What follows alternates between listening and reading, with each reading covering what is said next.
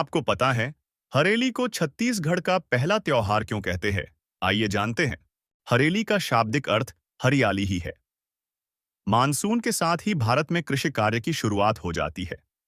चारों ओर हरियाली ही हरियाली नजर आती है, मानो धरती ने हरी चादर ओढ़ ली हो।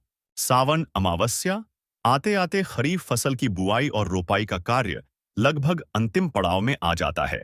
किसानों के द्वारा अपने कृषि औजारों नांगर, फावड़ा, टंगियां, कुदारी, दतारी, गैंती आदि की साफ सफाई की जाती है।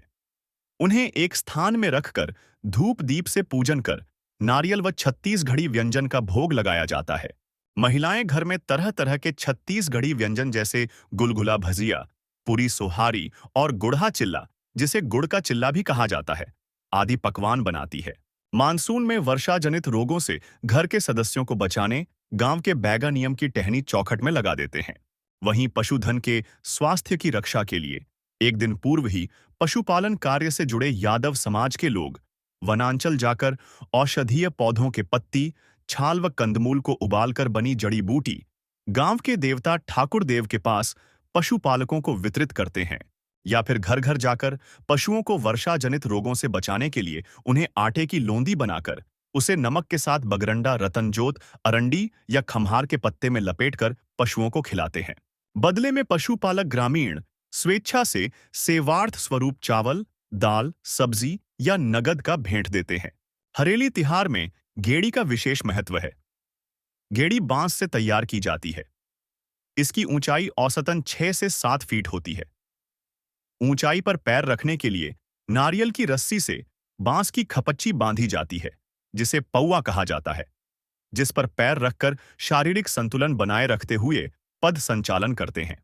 शाम होते ही बच्चे व युवा वर्ग गली में नारियल फेंक या गांव के मैदान में कबड्डी का खेल खेलते हैं। यह खेल मुख्यतः बालक वर्ग द्वारा खेला जाता है, जबकि बालिकाएं खो खो, बिल्लस और फुगड़ी जैसे खेल खेलती है।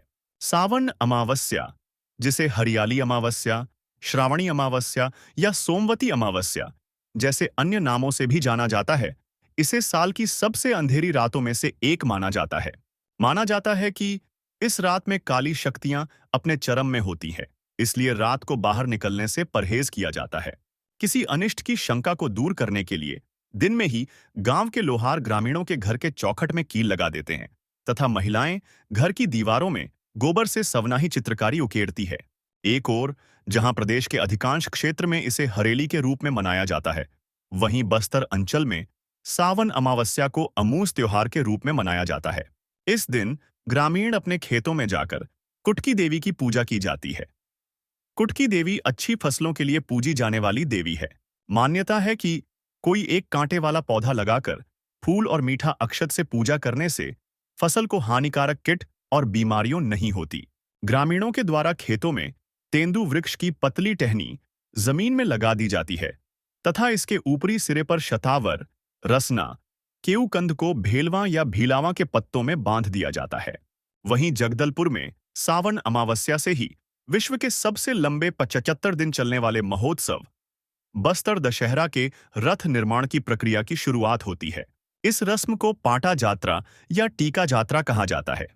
इसके लिए सिरहासार जगदलपुर में मचकोट और बिलौरी के जंगल से लाए साल वृक्ष की लकड़ी की पूजा की जाती है। वहीं इस रस्म में प्रयुक्त लकड़ी को ठूरलू खोटला कहा जाता है। इस तरह कलात्मक अभिव्यक्ति के रूप में मुड़िया जनजाति द्वारा गेड़ी नृत्य किया जाता है। वहीं गोटुल युवागृह में इस नृत्य को डीटोंग कहा जाता है। गेड़ी नृत्य एकाग्रता और संतुलन का बेजोड़ मिश्रण है। इस नृत्य के वाद्य यंत्रों में मांदर, शहनाई, चटकुला, डफ, टिमकी तथा सिंह बाजा प्रमुख हैं।